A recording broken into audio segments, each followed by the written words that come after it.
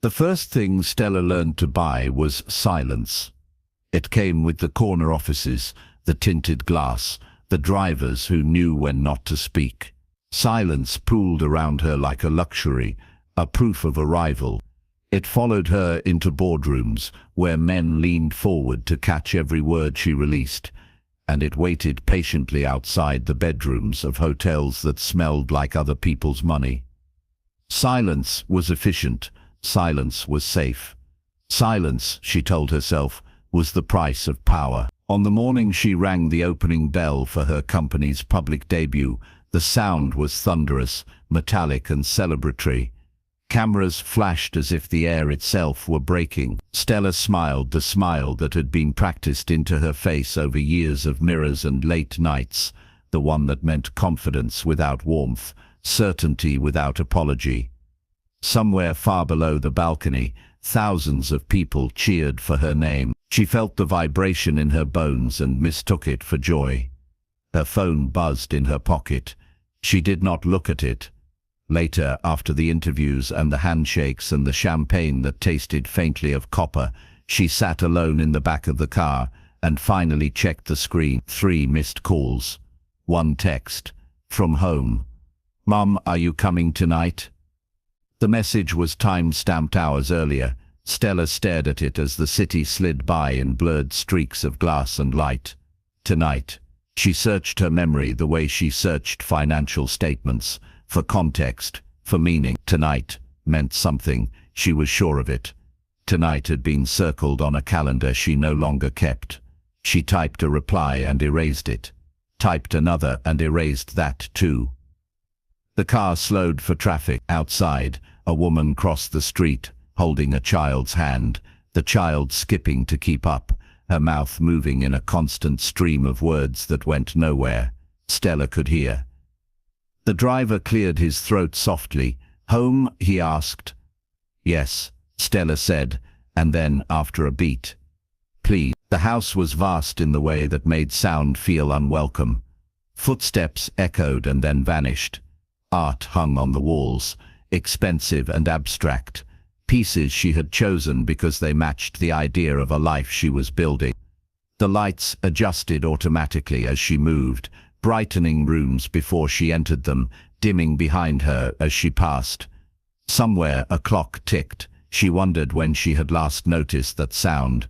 Her daughter's door was closed. Stella paused, hand hovering near the handle, and felt a familiar tightening in her chest. This was the moment she avoided, the small, ordinary threshold that demanded more courage than any negotiation. She knocked. No answer. She knocked again, more softly. When she opened the door, the room was lit by the pale glow of a laptop screen. Her daughter sat cross-legged on the bed, shoulders hunched, hair pulled back in a way Stella did not recognize. Papers were spread around her like fallen leaves. She did not look up. "I'm home," Stella said. Silence. "I'm sorry I'm late." Her daughter's fingers continued to move, typing, deleting, typing again. The sound was sharp in the quiet room, each keystroke a small accusation. Stella took a step inside, the door closing behind her with a soft click that sounded too final. Today was important, Stella added, already hating how thin the words felt. "The company, I know," her daughter said, without looking up. Her voice was steady, almost flat. It was on every screen at school. That should have been a bridge. Stella felt it like one, suspended between them, fragile but possible. She moved closer, sat on the edge of the bed, careful not to disturb the papers. "You were supposed to come to the recital," her daughter said, still no eye contact. "I had a solo." The word solo landed with weight. Stella imagined it, a stage, bright lights, a child standing alone with an instrument or a microphone, drawing breath. She imagined the sound filling a room, reaching for someone in the dark. She imagined the empty seat. "I tried," Stella said. The lie was small but precise. "I really did." Her daughter finally looked up. Her eyes were older than Stella remembered, sharper, as if something had been honed in Stella's absence. "You always say that. The room felt suddenly airless. Stella opened her mouth, closed. In boardrooms, she commanded language like a weapon, slicing through objections, bending arguments to her will. Here, every sentence she reached for dissolved before it could be spoken. I listened to the recording Stella offered, grasping at something solid. They sent it to me. You sounded. You were amazing. Her daughter's laugh was short and humorless. It's not the same. No, Stella said quietly. It's not. They sat in the shared quiet, mother and daughter separated by inches and years. Stella noticed things she had missed. The way the posters on the wall had changed, the childish colors replaced by muted tones, the stack of books by the bed, spines creased and loved, the faint smudge of ink on her daughter's thumb. Evidence of a life lived just out of reach. I don't think you hear me, her daughter said finally. The words were careful, practiced, as if they had been rehearsed in private. Not really. Stella flinched, though the blow was not unexpected. She had felt it coming, the way markets trembled before a crash. I hear you, she insisted too quickly. I'm here now. That's not what I mean. Her daughter closed the laptop, the click echoing like a gavel. I tell you things, I tell you what matters to me, and you nod, and you say the right words, and then you go back to everything else. Stella thought of the shareholders waiting for her next move, of the deals half closed, of the constant hum of expectation that followed her like a shadow. Everything else had names and faces and consequences. Everything else was I built all of this for you, Stella said, and immediately knew it was the wrong thing to say. For me? Her daughter stood, suddenly too tall, too grown. I didn't ask for it. The truth of that settled heavily between them. Stella had built an empire in the name of providing, of protecting, of ensuring that her daughter would never want for anything. And yet here was the evidence, undeniable and human, that abundance could still feel like absence. I just wanted you to be proud, Stella said, the confession slipping out before she could stop it. Her daughter's expression softened, just a fraction. I am, she said. I want you to be proud of me too, for things that don't make the news. Stella felt something crack, a soundless break inside her chest. She reached out, hesitated, then placed her hand over her daughter's.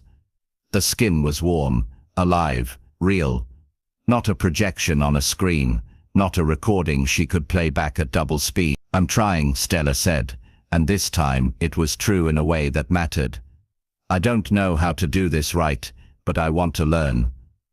Her daughter studied her face, searching for something. Trust, perhaps, or sincerity. Outside the room, the house remained perfectly quiet, obedient. Inside, the silence shifted, no longer a shield but a space, fragile and open, waiting to be filled. Next time, her daughter said slowly, you have to be there, not watching later, not sending flowers. There, Stella nodded. It felt like an agreement signed in blood, more binding than any contract she had ever executed. Next time, she repeated. As she left the room, Stella's phone vibrated again in her pocket. Another alert, another demand. She did not look at it. The sound of her daughter's voice lingered instead, not loud, not grand, but clear. For the first time in a long while, Stella understood the true cost of silence, and the debt she still owed. By the time Ava reached the front gates, her throat already felt raw. Not sore exactly, not sick, just raw, as if she'd been breathing dust instead of air. She swallowed once, then again, the motion scraping on the way down. It didn't help. The heat pressed in from all sides, thick and unapologetic, the kind that made uniforms cling and tempers thin. The school rose in pale stone beyond the gates, elegant and distant, like it had been designed to be admired rather than entered. Everything about it was immaculate. The lawns were trimmed to the same obedient height. The windows reflected the sky without revealing what was inside. Even the students moving across the courtyard seemed curated, their laughter measured, their ease practiced. Ava adjusted the strap of her bag on her shoulder and stepped forward. She could always tell when people noticed her, not because they stared. Staring would have been easier, but because of the brief pause, the fractional recalibration. A glance, then another, the silent question. She had learned to recognize it quickly in places like this. Who is she? Why is she here? Her throat tightened again. She hadn't brought water. She realized this too late, the knowledge blooming into discomfort and then irritation. Of course she had. She'd been rushing, distracted by her mother's assistant, knocking too early, by the driver reminding her they were late, by the house that always felt too quiet in the mornings. Water was a small thing, forgettable, until it wasn't. The bell rang, sharp and metallic, cutting through the air. Ava flinched and followed the flow of students inside. The corridors were cool, aggressively so, the sudden contrast making her skin prickle. She welcomed it anyway. The chill soothed the heat, but did nothing for the dryness scraping at her throat. She swallowed again, slower this time, as if patience might help. It didn't. Her classroom was on the second floor, sunlight pouring through tall windows that didn't open. The room smelled faintly of polish and something floral, artificial. Ava slid into an empty seat near the back, careful, quiet. The chair was too small, the desk etched with the faint ghosts of previous students' boredom. She traced one absent-mindedly with her finger while the teacher spoke, her voice smooth and distant. Names were read. Ava's came near the end. Ava Reyes. She raised her hand. Here, her voice surprised her. It came out rougher than she expected, like it had been rubbed raw. A few heads turned. Someone in the front row frowned slightly, as if the sound had offended them. Ava felt heat crawl up her neck, a different kind this time. The lesson blurred past. Dates, definitions, expectations. Ava wrote everything down anyway, her pen moving steadily even as her focus drifted inward, toward the persistent discomfort in her body. Her lips felt dry now too. She pressed them together, resisting the urge to lick them again. That only made things worse. When the bell rang for break, the room erupted into movement. Chairs scraped, voices overlapped. Ava stayed seated for a moment longer, watching clusters form with an ease that felt rehearsed. People leaned into each other, shoulders touching, conversations resuming mid-sentence, as if they'd never stopped. She stood once the room had mostly cleared. The water fountain was down the hall, a sleek metal fixture set into the wall like an afterthought. Ava approached it with a focus that bordered on reverence. She pressed the button. Nothing happened. She pressed it again, harder. A sign above the fountain read, "Out of order." The words were printed in neat, unapologetic letters. Ava let her hand drop. For a moment, she just stood there, staring, her reflection warped faintly in the dull metal. Her throat felt like sandpaper now, each breath a reminder. She imagined the cool rush of water, the relief, the simple satisfaction of it, and felt something sharp twist in her chest. Serious, someone muttered behind her. Ava stepped aside automatically, apologetic even though she'd done nothing. Two girls brushed past her, glancing at the sign and groaning in unison. "This place is supposed to be perfect," one said. "Figure." They laughed and walked away, already distracted by something else. Ava watched them go, their ponytails swinging in easy rhythm. She wondered if they were thirsty too, or if that was just another thing she carried alone.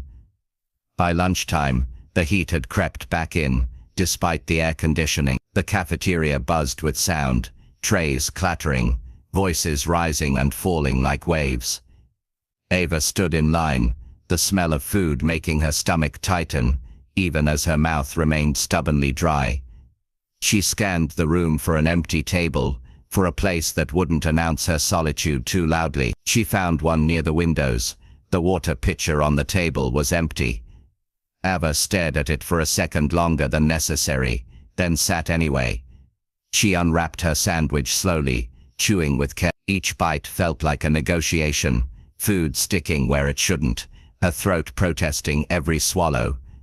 She took small breaths between bites, hoping no one was watching closely enough to notice. Across the room, laughter burst out bright and unrestrained. Ava flinched again, her grip tightening on the edge of the table. She wondered, not for the first time, if this was what her mother had wanted for her. This place, this polish, this quiet pressure to belong without ever taking up too much space. She thought of the recital she'd practiced for weeks, the way the notes had filled her chest when she played, the way sound could be both release and connection. Here, everything felt muted. Even the air seemed filtered, stripped of anything real. Her phone buzzed in her pocket. She checked it quickly, a reflex she hadn't yet learned to suppress. No new messages, just the time ticking forward, indifferent. Ava pushed the rest of her lunch away, her throat burned now, each swallow a small act of defiance. She stood and carried her tray to the return, moving carefully, deliberately. No one stopped her, no one noticed. In the hallway afterward, she leaned briefly against the cool stone wall, closing her eye. She imagined water again, not just the taste but the sound, the way it moved freely, without permission. She imagined her voice, like that too, unstrained, unafraid, carrying where it was meant to go. When she opened her eyes, the bell was already ringing. Ava straightened, adjusted her bag, and walked back into the heat of the day, her throat raw, her silence intact.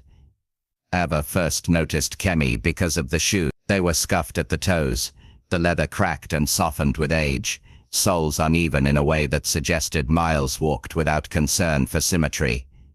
In a school where footwear gleamed, and uniforms looked freshly pressed, even at the end of the day, the shoes felt almost defiant. Ava watched them move past her desk, then stop. "You're swallowing like it hurts," a voice said quietly. Ava looked up. The girl standing there was about her height, her hair pulled back in a loose wrap of patterned cloth, instead of the regulation ribbon. Her skin glowed with a warmth that made the fluorescent light seem dull by comparison. Her eyes were sharp, curious, but not unkind. "I'm fine," Ava said automatically. Kemi smiled just a little. "That's not an answer. That's a habit." Before Ava could respond, the teacher called for silence. Kemi slid into the empty seat beside her, as if it had always been hers. The class resumed, words filling the room, but Ava found it harder than usual to focus. Her throat burned again, worse now, a persistent reminder she couldn't think her way out of discomfort. When the bell finally rang, Ava stood quickly, intent on escaping before conversation could happen. Kemi matched her pace, without effort. "You didn't drink anything all day," Kemi said. "Did you?" Ava hesitated. Lying felt heavier than usual. "The fountain's broken." "Of course it is." Kemi snorted softly. Things always break where they think nobody needs them. They reached the courtyard, the heat slamming into them like a wall. Ava felt her throat tighten in protest. She swallowed and winced, despite herself. "Come on," Kemi said, already turning. "I've got something." They stopped near the edge of the grounds, where the manicured lawn gave way to a narrow strip of dirt, and a storm gutter that ran along the wall. It was a place Ava hadn't noticed before, or maybe had trained herself not to see. Kemi crouched easily, reaching into her bag. Ava stayed standing. "We're not supposed to be here." Kemi glanced up, amused. "That's how you know it's useful." She pulled out a small glass bottle, dark with age, stoppered with cork. Inside, something amber, caught the light. Kemi held it out. "Take a sip," she said. "Just a little." Ava stared at the bottle. Everything she had been taught rose up at once. Warnings about cleanliness, about unknown substances, about risk. Her mother's voice echoed faintly in her head, crisp and controlled. "Don't take what you can't verify. Don't ingest what you can't trace." "What is it?" Ava asked. "Ginger, honey, a few roots my grandmother swears by," Kemi said, It helps with dryness, heat sickness, tight throats. Ava's stomach twisted. Is it safe? Kemi's expression shifted, something harder flickering beneath the humor. Safe? How? I mean, Ava faltered. She gestured vaguely at the bottle, the dirt, the gutter nearby. It's not exactly clean. Kemi straightened slowly. You think clean comes from packaging? The question hung between them, heavier than the heat. Ava felt a flush creep up her cheeks. That's not what I meant. I know, Kemi said, but it's close enough. She set the bottle down on the low concrete ledge and stepped back. You don't have to take it. I just don't like watching people suffer when they don't have to. Ava looked at the bottle again. It smelled faintly sweet and sharp, the ginger cutting through the air. Her throat throbbed, each breath a scrape. She thought of the empty water pitchers, the broken fountain, the rules that seemed designed for someone else's body. She picked up the bottle. The glass was warm from Kemi's hand. Ava hesitated one last time, then pulled the cork free and took a cautious sip. The taste surprised her, spicy, sweet, alive. It burned briefly, then spread, warmth flowing down her throat like something remembering how to move. Ava gasped softly, more from relief than shock. Oh, she said. Kemi smiled fully now. Yeah. Ava took another sip, smaller this time, savoring it. The rawness eased. Not disappearing, but softening, as if someone had smoothed the edges. She swallowed without pain for the first time all day. Thank you, Ava said. The words felt inadequate but necessary. Don't thank me, Kemi said. Thank my grandmother. She says the body listens better to things that come from the ground. Ava handed the bottle back reluctantly. Your grandmother made this, and her grandmother before her, Kemi said. It's not fancy. Doesn't have a label, but it works. Ava glanced back toward the school, its pale stone walls glowing in the sun. My mom would hate it. Kemi laughed, a low, knowing sound. Mine would too. Different reason. They stood in companionable silence for a moment, the heat buzzing around them. Ava felt lighter, not just physically. Something in her chest loosened, a knot she hadn't known how to name. People here don't like things they can't control, Ava said quietly. Kemi nodded. They call it dirty when it doesn't come with permission. The word stung, because it felt true. Ava thought of the immaculate hallways, the unspoken rules, the way discomfort was meant to be managed privately, silently. She thought of how quickly she had almost refused relief, because it didn't come in a sanctioned form. Doesn't it bother you? Ava asked. Being different. Kemi considered this. It bothers them more than it bothers me, she said. I know where I come from. That's not something they can scrub off. Ava smiled despite herself. I'm glad you came over. Me too, Kemi said. She tucked the bottle back into her bag. And for what it's worth, your voice earlier. In class. It sounded like you were holding back. Not because you couldn't speak, because you didn't think anyone wanted to hear it. Ava felt a jolt, like being seen too clearly. You noticed that? I notice things, Kemi said simply. The bell rang, calling them back. Ava followed Kemi toward the building, the heat still there but no longer unbearable. As they walked, Ava realized something unsettled and new. Relief didn't always come from the places she'd been taught to trust. And help didn't always arrive wearing clean edges and official stamps. Some gifts came from the gutter, carrying generations in their wake, asking only that you set aside your fear long enough to receive them. The bottle was still warm in Ava's memory when they reached the front gates. Dismissal had fractured the afternoon into noise and motion. Cars idled in precise lines. Drivers checked watches. Security guards stood rigid in their navy uniforms, hands folded, eyes scanning for disorder.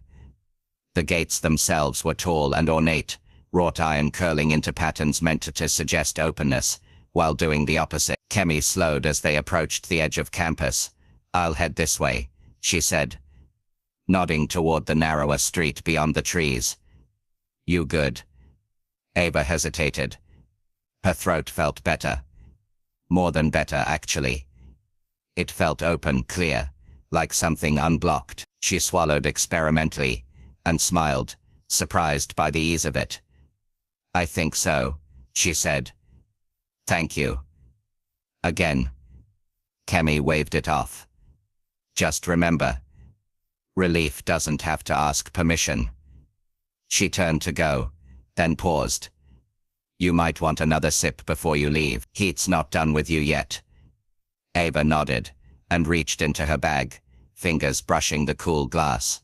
She uncorked the bottle and lifted it again, less cautiously this time. The scent rose up, grounding and sharp. She tipped it back and drank. That was when everything went wrong. The shout cracked through the air like a whip. Ava startled, the bottle slipping slightly in her grip. Liquid splashed against her chin. She coughed once, reflexive, more surprised than distressed.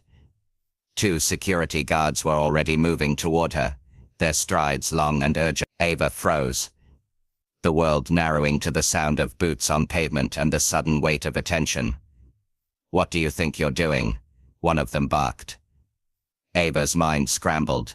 I was just The other guard grabbed her wrist, not hard enough to bruise but firm enough to shock. The bottle clinked against the concrete as it was knocked from her hand, rolling to a stop near the gate. No outside substances on school grounds, the first guard said sharply. You know the rules. It's just. Ava tried again, her voice wavering. The rawness was gone from her throat, but fear tightened it anew. It's medicine. From where? The second guard demanded. Who gave it to you? Kemi had turned back now, her face pale but her eyes blazing. I did, she said. She was dehydrated. The fountains are broken. That's not your call, the guard snapped. Step away. Students slowed, then stopped. Phones appeared, raised discreetly but unmistakably.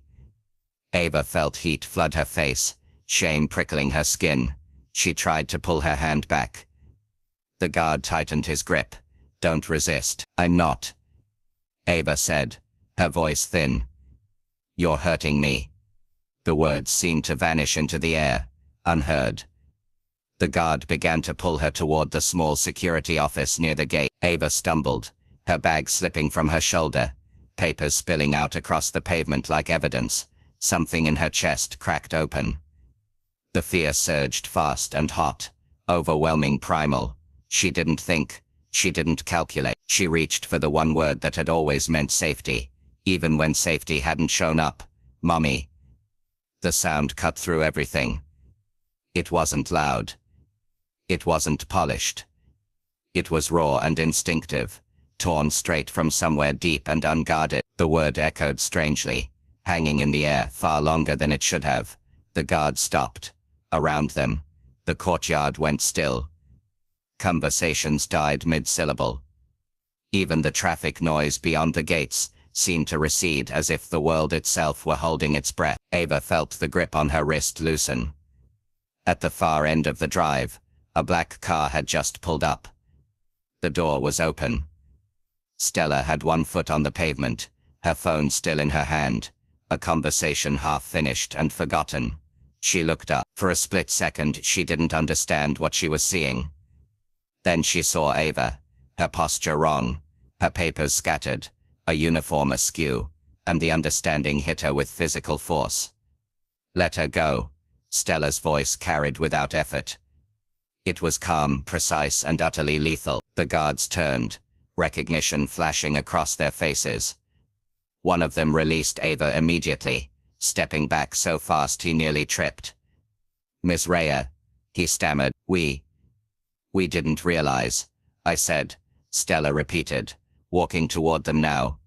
Heels striking the pavement in measured rhythm. Let her go. Ava's wrist was free. She didn't move. She couldn't. Her legs felt unsteady, as if the ground had shifted beneath her. Stella reached her, and placed both hands on Ava's shoulders, solid and warm and real. Are you hurt? Stella asked, her voice softer now. Just for her daughter. Ava shook her head. Her throat worked, but no words came. The relief she'd felt earlier surged back, tangled now with something else, something fragile and overwhelming. Stella straightened, turning her gaze back to the guards. You will explain, she said, why my daughter was being handled like a criminal for drinking something on a day when your fountains are broken. The guards exchanged a glance. Policy, one said weakly. Unknown substances. Policy, Stella echoed. Interest, because I'm fairly certain your policy also includes not laying hands on students, especially not mine. The word mine landed with unmistakable weight. Kemi stood a few steps away, hands clenched at her sides. Stella noticed her then, really noticed her. The scuffed shoe, the set of her shoulders. The way she didn't look away. And you? Stella asked. I gave her the medicine, Kemi said. Her voice was steady. She was in pain. Stella studied her for a long moment. Ava held her breath.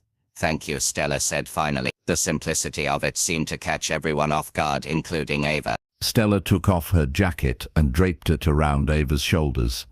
You're coming home, she said. Not a question. As they walked away from the gate, the world slowly resumed its noise. Conversations restarted, engines revved, phones lowered. Ava glanced back once. Kemi gave her a small nod, something like a promise.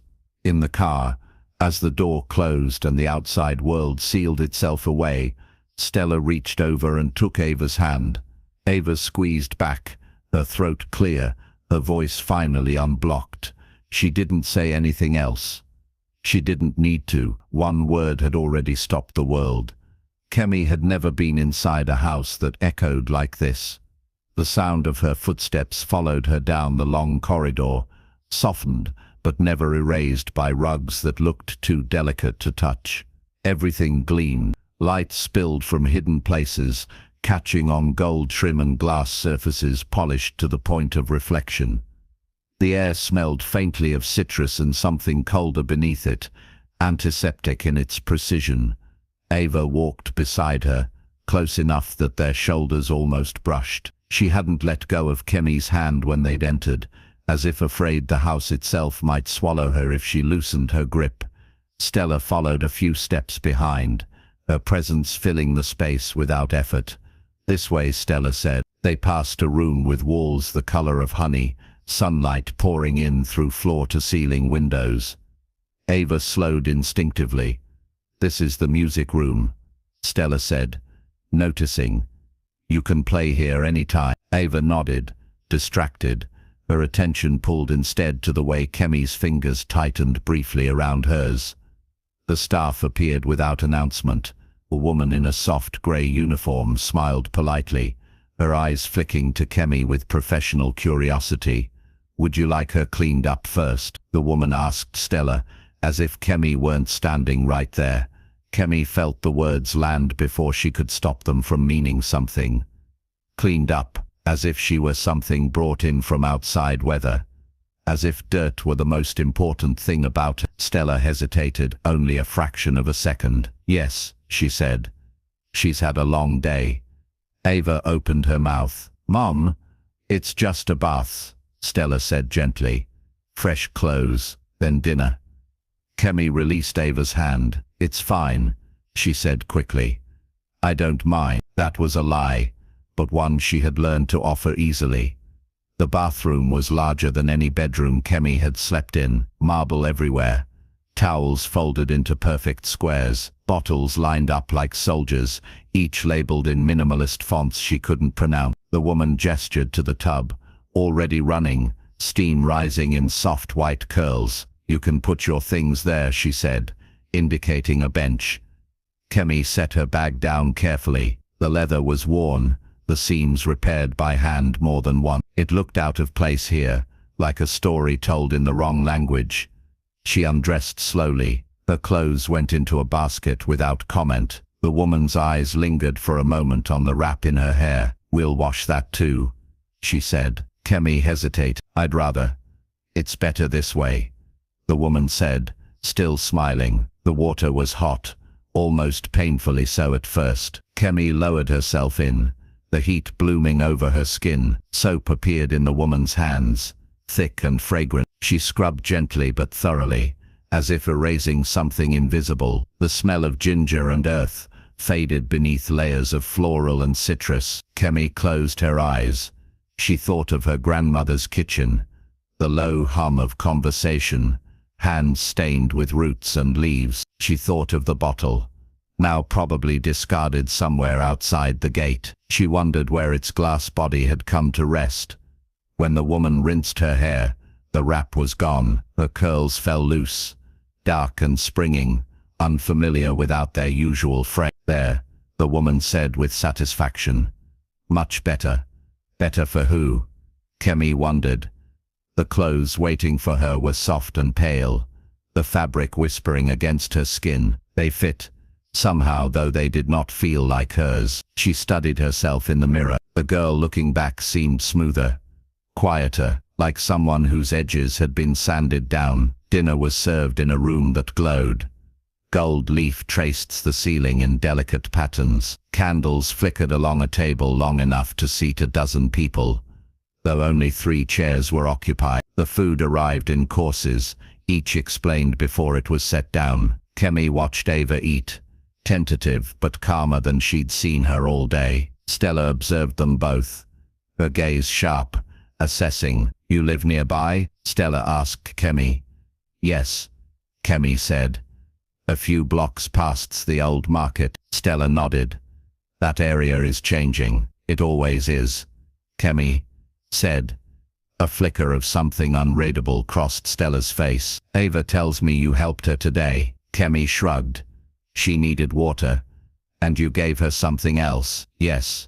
Stella set down her fork. You understand why that concerned the school. I understand why they were afraid, Kemi said evenly. That's not the same thing. Silence stretched, heavy but not hostile. Ava's gaze darted between them. My grandmother makes medicine, Kemi continued. People come to her when clinics are closed or too expensive, or when they don't feel seen. Stella listened, truly listened.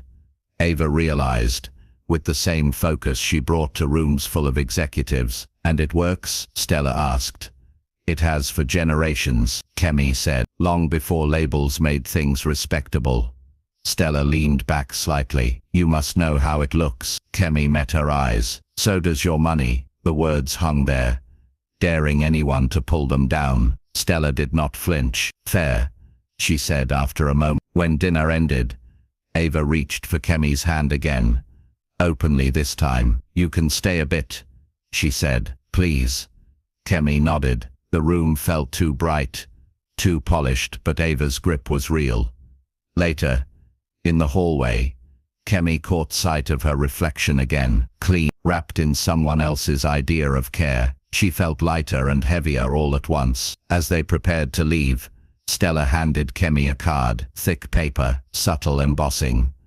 If you ever need anything, Stella said, call. Kemi accepted it, though she wasn't sure what it meant. Need had always been a language spoken without numbers. At the door, Ava hugged her tightly. Don't disappear, she whispered. Kemi smiled. I don't scrub off that easy. Outside, the night air wrapped around her, familiar and forgiving. The smells returned. Dust, food. She breathed deeply, grounding herself. Behind her, the mansion glowed, sealed and perfect. Kemi walked away with clean skin, borrowed clothes, and her old life still intact beneath it all, waiting patiently to be remembered. The first thing Ava noticed was that the house sounded different, not quieter. Quieter had always been its default, but less hollow, as if something inside the walls had shifted, allowing sound to linger instead of disappearing on contact. She sat on the edge of her bed, legs tucked beneath her, and spoke her own name aloud just to test it. Ava. The word didn't scrape, it didn't catch, it moved easily, round and full, surprising her enough that she laughed softly. The laugh startled her too. It came from deeper in her chest than usual, not the thin, careful sound she had learned to use at school. There was a knock at the door, light but confident. "Come in," Ava said, and noticed again how easy it felt. Kemi stepped inside, no longer wrapped in borrowed softness. She'd changed back into her own clothes, the fabric worn, but familiar, her hair once again tied in its patterned cloth. She carried something wrapped in brown paper, held close to her body, like a secret. "You sound different," Kemi said, smiling. Ava touched her throat instinctively. "I feel different." Kemi nodded, as if this confirmed something she already knew. She sat cross-legged on the floor, unwrapping the paper to reveal a knotted piece of root, pale and fibrous. It sent sharp even from a distance. "This," she said, holding it up, "is what you tasted today, or part of it." Ava leaned closer. "It doesn't look like much." "Most powerful things don't," Kemi said. "That's how they survive," she explained without lecturing, her voice calm and steady. The root had compounds that stimulated saliva, soothed inflamed tissue, encouraged blood flow. Heat and dryness made throats tighten. This helped them remember how to open. Ginger did some of the work, honey another. The rest, she said, was harder to explain. "My grandmother says the tongue is a muscle that learns fear." Kemi, "If you spend enough time swallowing words, your body starts helping you do it." Ava felt a small chill. "So it's not just in my head?" "No," Kemi said gently. "Your body's been protecting you. It just forgot when to stop." Ava swallowed, experimentally again. Still smooth, still easy. She spoke another sentence, then another, just to feel the shape of it. Each word landed without resistance, like stepping onto solid ground. "When I was little," Kemi continued, "I lost my voice for almost a year. Doctors said it was stress. Gave me lozenges that tasted like nothing. My grandmother gave me this instead. Said if I wanted my voice back I had to feed it." "Feed it what?" Ava asked. "The truth," Kemi said, "and the roots that help it survive." Ava laughed softly. "That's the magic part. That's the part science hasn't caught up to yet," Kemi replied. "Doesn't mean it's not real." They sat in comfortable silence for a moment. Ava realized she wasn't holding herself the way she usually did.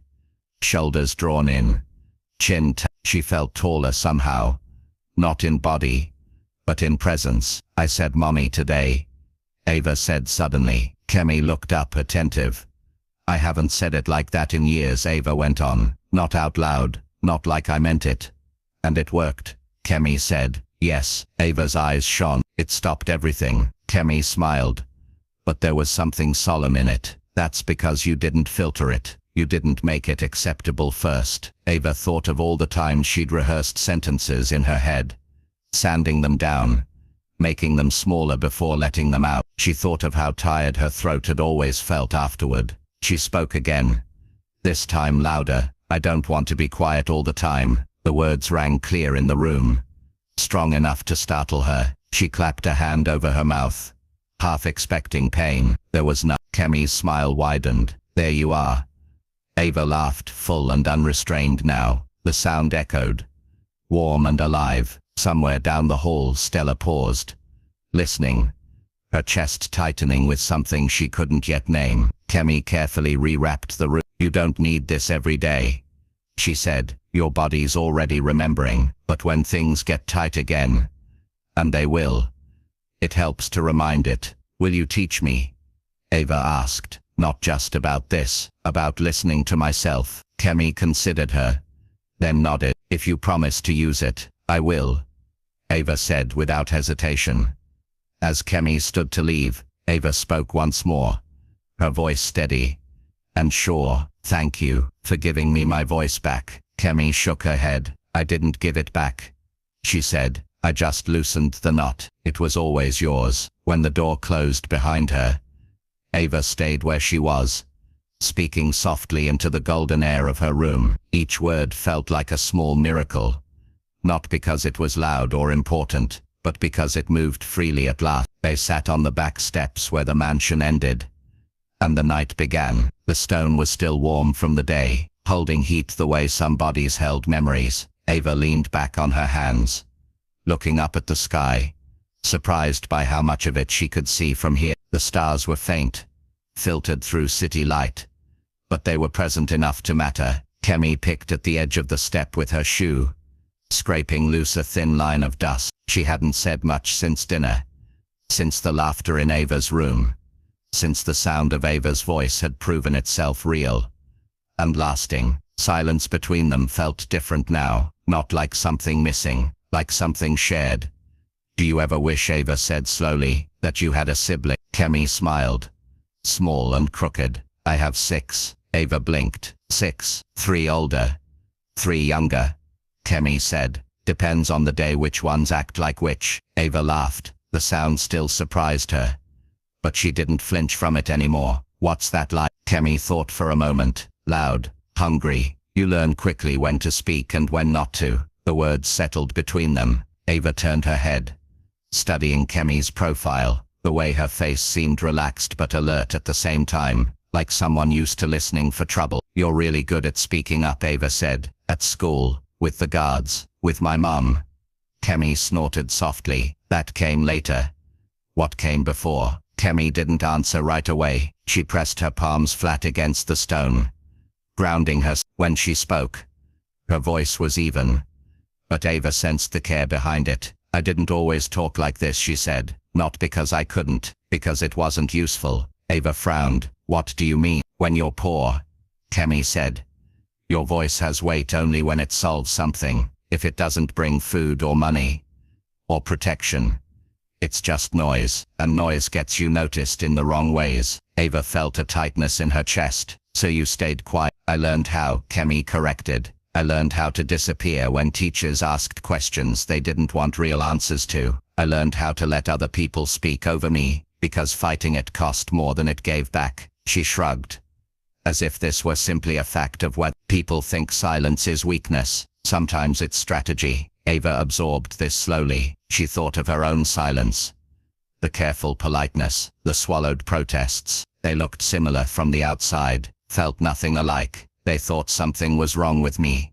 Kemi went on. "At one school, a counselor suggested I had a speech issue, said I was withdrawn." She smiled without humor. "I was just tired of talking into rooms that couldn't hear me." Ava's throat tightened.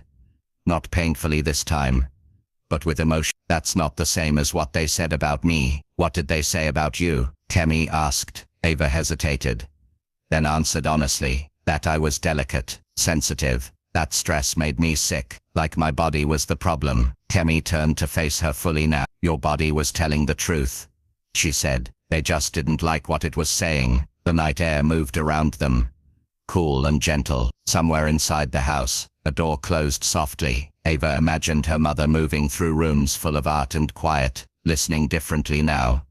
Maybe, or not, change was slow even when it wanted to come. "I thought you were brave," Ava said. "Because you weren't afraid." Kemi shook her head. "I was afraid all the time. I just couldn't afford to show it." Ava let that sink in. The realization shifted something in her, aligning pieces she hadn't known were separate. Silence wasn't one thing, it wore different faces. For her it had been polished and protected, framed as fragility. For Kemi, it had been survival. They were siblings in it, she realized, not by blood, by absence. "I think," Ava said quietly, "that we were quiet for opposite reasons." Kemi smiled at that. "Maybe, but we ended up in the same place." "Finding our way out?" Ava asked. "Finding when to speak," Kemi corrected. Ava nodded. She felt steady now, grounded in a way that didn't depend on approval or permission. She spoke again, testing the truth of it. "I don't want to disappear anymore." Kemi reached out and bumped her shoulder lightly with her own. "Good," she said. "The world's already full of people who are easy to ignore." They sat there until the stars shifted and the stone cooled beneath them. When they finally stood, Ava felt taller again. Not because she had changed, but because she understood something she hadn't before. Silence had not been her flaw. It had been her sibling, waiting patiently for her to grow strong enough to let it go. The room was designed to hold authority. Glass walls rose behind the stage, framing the city in clean lines and distant motion. Flags stood in precise symmetry. The lights were calibrated to flatter without softening, to reveal without forgiving. Every chair was filled. Every camera was on. Stella stood at the podium with her hands resting lightly on the wood. feeling the familiar hum of attention gather around her. This was her terrain. She had stood in rooms like this across continents, had bent markets and headlines with a few carefully chosen sentences. The weight of expectation settled comfortably on her shoulders. What did not feel familiar was the girl standing just behind and to her left. Ava wore a simple dress, unbranded, unadorned. Her hair was loose, her hands were steady at her sides. Kemi sat in the second row. Easy to miss if you didn't know how to look, her gaze fixed not on the cameras but on Ava. Stella began. She spoke of growth and oversight, of innovation outrunning caution. The words were measured, practiced, the kind that reassured without revealing too much. The room leaned in, pens poised, fingers hovering over keys. Then she stopped. The pause was subtle, but it rippled. Stella drew a breath, deeper than usual, and when she spoke again, her voice shifted, not weaker, truer. "We failed," she said. A murmur moved through the room like wind through grass. "Our company caused harm," Stella continued, "not by accident, but by ignoring voices that told us something was wrong. We chose speed over safety, profit over people, and we were wrong." Cameras clicked faster now. Someone in the front row looked up sharply. Stella didn't look away. "I am responsible," she said, "not because I didn't know, but because I didn't listen." The words landed with a finality that could not be massaged or reinterpreted. Somewhere deep in the room, a reporter's pen stilled. Stella stepped back from the podium. For the first time in her career, she did not fill the silence. Ava stepped forward. The microphone was adjusted automatically, lowering to meet her height. The room seemed to contract around her, attention narrowing, curiosity sharpening. A few people smiled indulgently, as if this were a symbolic gesture, a softened ending to a hard statement. Ava felt the familiar flicker of doubt rise in her chest and pass through her. She thought of heat and thirst, of a broken fountain, of a bottle passed hand to hand, of the word mommy tearing its way out of her when nothing else could, of silence worn like armor, and silence worn like a cage. She placed her hands on the podium. "My name is Ava Reyes," she said. Her voice carried. It didn't strain, it didn't rush, it moved through the room with quiet certainty, clear enough that even the people in the back stopped shifting in their seat. "I'm not here because I'm brave," she continued. "I'm here because for a long time I wasn't." The cameras steadied, adjusting, as if recognizing something worth focusing on. "I got sick when I stayed quiet," Ava said. "My body held what I wouldn't. My throat closed because I learned that speaking made other people uncomfortable, and that seemed like my problem to fix." A ripple of unease passed through the audience. "When my mom talks about listening," Ava went on, "this is what she means. Not hearing reports, not reading summaries, listening to the people who don't sound confident yet, the ones who don't have the right words or the right clothes or the right data." Her gaze lifted, meeting the room without apology. "People like me," she said, "and people like my friend Kem." There was a subtle shift then, a collective recalibration, as eyes searched the crowd, as a few journalists finally noticed the girl in the second row, who did not look like she belonged and did not care. "Kemi helped me find my voice," Ava said, "not with technology, not with branding, with care that came from somewhere older than this building, older than this company."